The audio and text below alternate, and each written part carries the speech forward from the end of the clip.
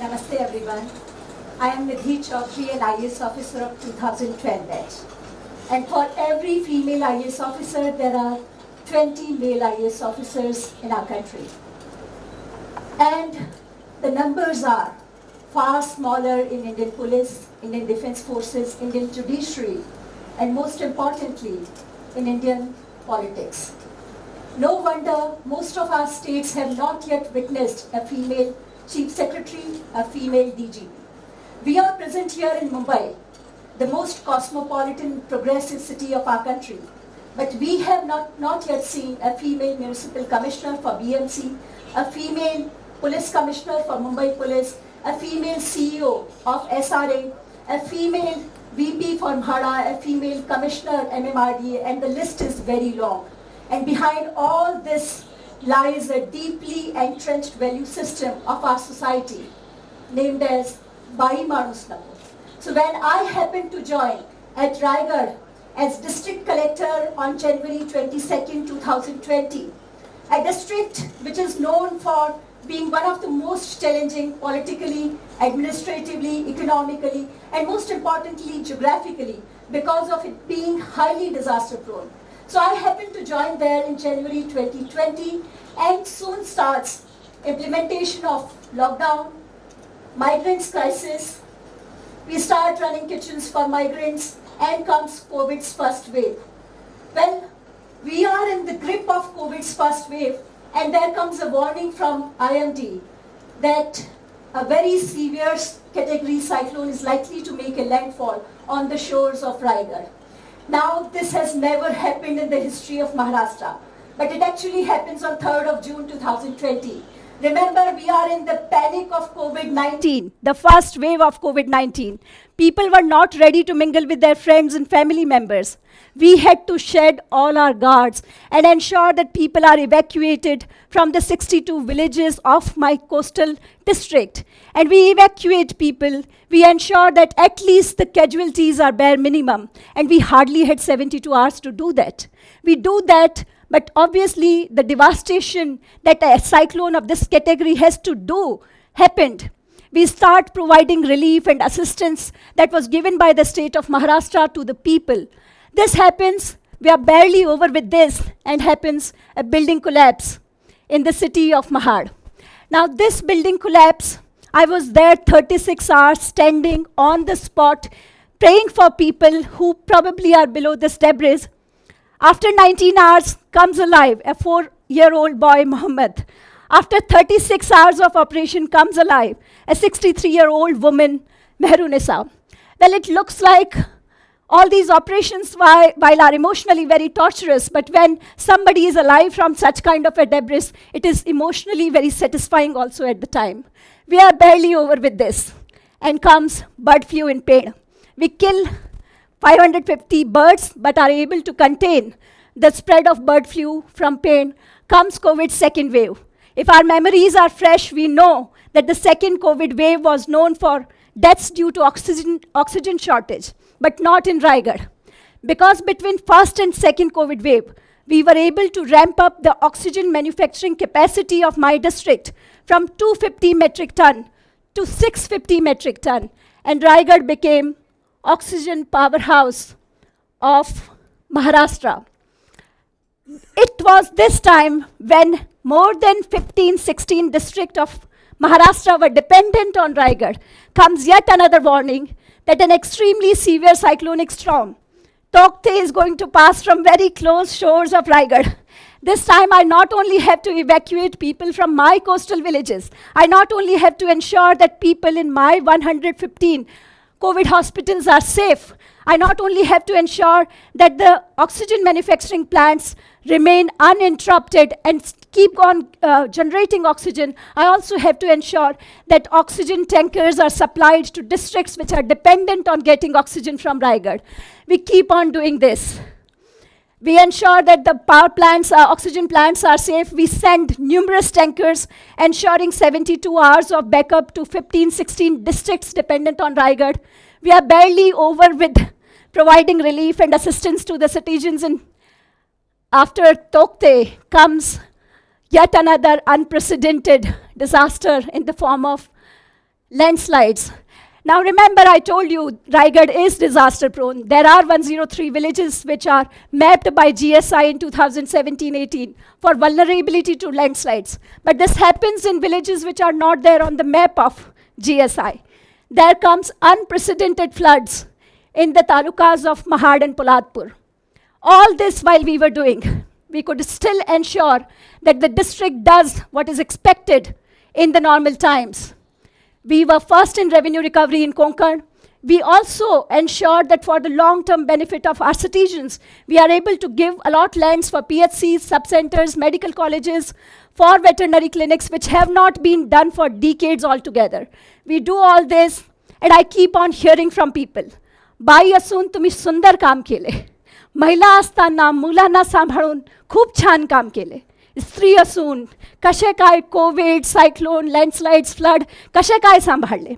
While each of these words were told to me with a sense of admiration, somewhere also represented the same deeply ingrained, deeply entrenched value system of our society, that we, the women, when faced with crisis, challenges, would compromise on our careers for children and families.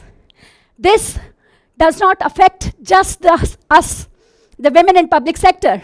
It also affects women in every sector alike. The result is that we are not offered jobs in job market which can be taken up by us. But the people in position believe that we would not want to take up a job that involves working during late night hours. We would not take up a job that involves a lot of travel. We would not take up a job that has a lot of stress.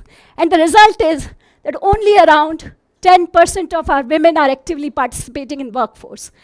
The end result is that it is also affecting our economy. Today is our Honorable Prime Minister's birthday. He has set a goal that we should turn India into a $5 trillion economy. Here is my birthday wish for him. Let us just bridge the gender gap that we have in our workplace. Merely by doing this, we would be able to add $2.9 trillion to our economy. This is probably the smartest, simplest solution that we have for achieving a $5 trillion economy goal. Well, you might be wondering why I am so worried for Indian economy. As must have been told, I was an ex-banker. I still think that while I have left RBI, RBI has not left me. And therefore, I'm always keeping economy in mind while I'm speaking. So from here, I joined IAS in 2012.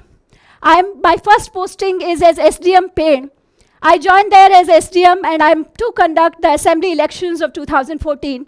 This is a very tough assembly constituency because it has a history of repeated election-related disputes. I meet the district collector. He tells me, Madam, PEN, Pen, is actually PAIN, Pain for Administration. I take up the challenge. I visited all the vulnerable polling stations. I had 364 polling stations spread across Pen, Pali, Roha. I start visiting, distributed them wherever possible, changed them to strategic locations, passed orders against 76 people belonging to all political parties, restraining their movement on the day of polling and the day of counting. And the end result was that this was the most peaceful assembly election that Pen has ever seen. I think I could prove beyond doubt that PEN, Pen is not PAIN, but is PEN, Pen, which is mightier than the sword. From here, being the first female SDM of this subdivision, I move on and become the first female CEO of Jila Parishad Palghar. This is the newest district that Maharashtra created in 2014. The district, despite being 150 kilometers away from India's financial and commercial capital, was in news for all the wrong reasons. Child deaths due to malnutrition, suicides in ashram shalas, morchas, agitations, strikes, and I joined there. Obviously, my first priority is to improve Anganwadis. I start visiting Anganwadis. We started VCDCs in Jawahar and Mukhada, which were the worst affected areas of my tehsil. I ensure that every week I visit at least one Anganwadi. We start providing support to Anganwadi network. We fill all the vacancies that we had in Anganwadi. We convert the funds from central, state funds, district funds, and CSR from MIDC Tarapur and Boisar, and also the charities like Rotary Club, Lions Club, all of us came together, and we could turn 500 of my Anganwadis into smart, happy Anganwadis. Schools always remain my priority. So same like I started visiting, and my team also started visiting one school a week. We went to,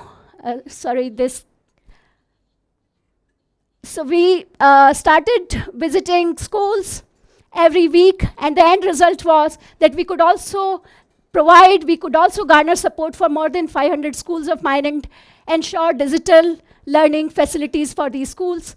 But the most important thing was Swachh Bharat Mission. If anybody remembers 2015-16, the most important thing that was to be achieved during that point of time was to achieve ODF status for the district, but Palghar was far off the record. So we have to start a lot of new initiatives like CEOs medal, coffee with CEO. We have to invite Gram Sevaks, Sarpanch Parishads were organized, Good Morning Squads, a lot of things. We were the first district to involve transgender NGO Kinnar Ma as Swachhta Doot in our district, and the result was that we could achieve this much during my tenure in Palghar, and Palghar became the first ODF district, tribal ODF district in entire Western India. Well, if any of you remember the plastic ban implemented in Mumbai from June 2018 to October 2018, it was me and my team of 376 inspectors of Blue Squad, which were there everywhere, organizing exhibitions, organizing some workshops, seminars, talks, panel discussions, creating awareness around single-use plastic, ensuring that the plastic ban implementation is implemented. It happens in letter and spirit across the city of Mumbai. We do it. It also is being done when I am in the 3rd trimester of my 2nd pregnancy. As a believer in Indian mythology, I started believing that my 2nd child, as Abhimanyu learnt from Arjun, my 2nd child would probably, when he would start speaking, the first few sentences would be, say no to plastic bags. Well, it didn't happen yet. But recently when I told my elder son to write an essay because he had his exams, and I told him to write an imaginative essay, he comes back, he has written a small short note, comes back to me, I start reading it. He wrote on, if I were the Prime Minister, who wouldn't want to become. He had the same goals as most of us would want to have for our country. He wanted to eradicate poverty. He wanted to ensure that people have 2 meals a day, wanted to ensure employment. But most interesting dialogue that, the sentence that I saw here was, I will make sure that everybody gets knowledge about RRR. Now I got baffled. I really got annoyed at him. I told, don't mix movies with studies. And he tells me, Mom, like a teenager, don't mix your idea of Rajamouli's RRR with my RRR, because RRR stands for reuse, refuse, recycle. Well, looks like the story of Mahabharat somewhere comes true, because whatever mothers do in their pregnancies affect their children. But my Mahabharat did not begin in Mumbai. It started in May 1984 in Kathauti village in Nagaur district, Rajasthan, where I was born. A year later, my younger sister is born. Being 2 daughters back to back, it was like a doom and despair for the entire family. On 3rd day, my younger sister developed a high-grade fever. Instead of being worried, everybody rejoiced in the family. And there started a deeply desired awaiting for the infant to die. On 6th day of her fever, she had lost a lot of weight. The chances of her survival were so bleak that one of my uncle actually dug a grave for her in one of the farthest farm that we had in our village, because infants are not cremated. On 6th day, the next day, my sister is hale and hearty, but not the 117 million girls that go missing from our population just because of female feticide, female infanticide, malnutrition, medical negligence globally. But my Mahabharat afterwards intensified because I come from Nagaur, Rajasthan. As I showed in the slide, even in 2011, the female literacy was hardly 47% in my district. When I was growing up, back then in 80s, 90s, the situation, especially in my community, was far worse. A lot of my relatives, fathers, friends would keep telling, at least get them engaged. तिलक कर दो इनका. लड़के वाले decide करेंगे कि शादी के बाद पढ़ना है या नहीं पढ़ना है. But my parents would keep on fighting, keep on struggling. They would turn down the proposals coming from our relatives. And every time my parents would resist, there would be a taunt, a comment coming from my relatives. आने पढ़ार छोरे आने collector SP बनानो है कि. Well, I don't know if they were wrong, because this is exactly what is expected of millions of girls in our country. Just learn the household chores, get married, give birth to children, preferably sons. So this is exactly what my relatives were expecting. But somewhere I also realize that they are also really good astrologers. Because while I am standing here before you as district collector for one of India's most populous district, Mumbai Suburban, my younger sister happened to join IPS in 2009, and she also happened to become one of the first female SP in India's largest geographical district, Kutch. I don't know if I have achieved enough. I really don't know if I have come far from the place where I belonged. But somewhere I believe that I have more to me than just being an IAS officer. I read, I write, I paint. And to echo the theme of today's TED Talk, Beyond the Stars, I would like to conclude with a शेर from Allama Iqbal. सितारों के आगे जहां और भी है, अभी इश्क के इम्तिहां और भी है. तो शाही है परवाज़ है काम तेरा, तो शाही है परवाज़ है काम तेरा, तेरे सामने आसमां और भी है, तेरे सामने आसमां और भी है. Thank you.